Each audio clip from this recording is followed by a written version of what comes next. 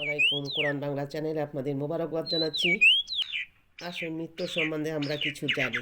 আল্লাহ কোরআনে আরও বলেছেন, মিনহা খলকনাকুম ফিহা নাইদুকুম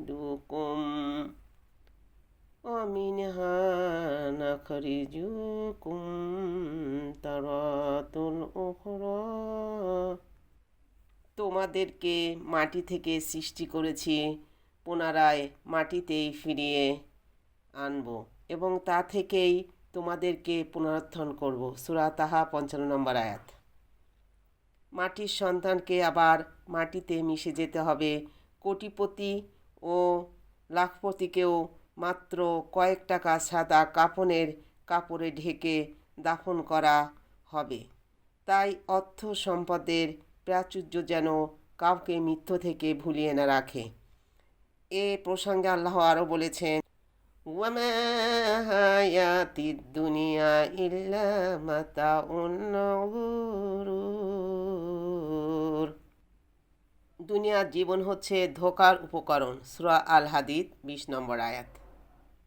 অর্থাৎ মানুষ দুনিয়ার সুখ শান্তি এবং সম্পদের প্রাচুর্যে ধোঁকায় পড়ে যায় এবং মৃত্যু কবরের কথা ভুলে যায়। তাই আল্লাহ বলেন, জীবন হচ্ছে ধোঁকার উপকরণ। সূরা আল হাদিদ ২০ নম্বর আয়াত।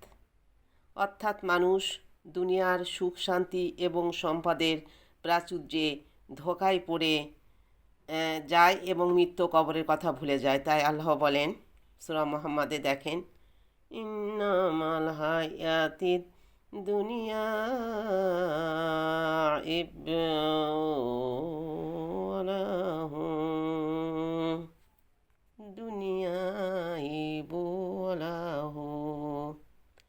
দুনিয়া জীবন হচ্ছে খেলাধুলা ও তামাশার মতো। সূরা মুহাম্মদ ৩৬ নম্বর আয়াত। আল্লাহ তাআলা আরও বলেন, চলবে। সাদাকাল্লাহুল আলিয়্যুল আযীম।